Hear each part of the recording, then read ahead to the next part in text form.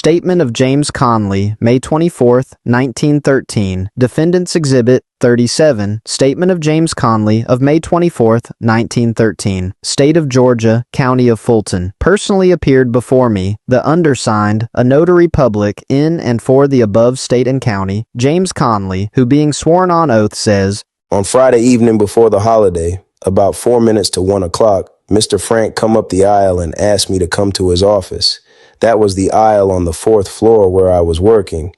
And when I went down to the office, he asked me, could I write? And I told him, yes, I could write a little bit. And he gave me a scratch pad and told me what to put on it.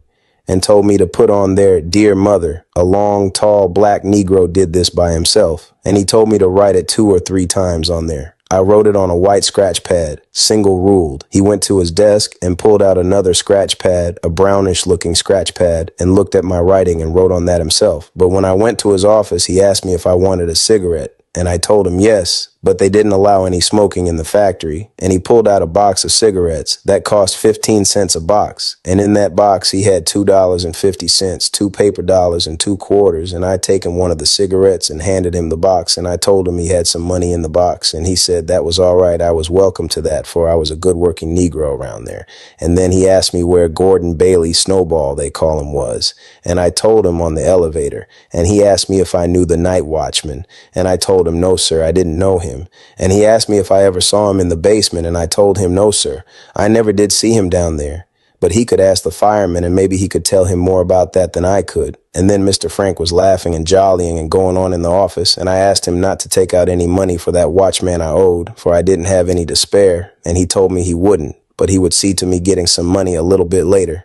He told me he had some wealthy people in Brooklyn, and then he held his head up and looking out of the corner of his eyes and said, why should I hang? And that's all I remember him saying to me. When I asked him not to take out any money for the watch, he said, you ought not to buy any watch, for that big fat wife of mine wants me to buy her an automobile, but he wouldn't do it. I never did see his wife. On Tuesday morning after the holiday on Saturday, before Mr. Frank got in jail, he come up the aisle where I was sweeping and held his head over to me and whispered to me to be a good boy, and that was all he said to me. Signed, James Conley, sworn to and subscribed before me this 24th day of May, 1913. Signed, GC February, Notary Public, Fulton County, Georgia, seal.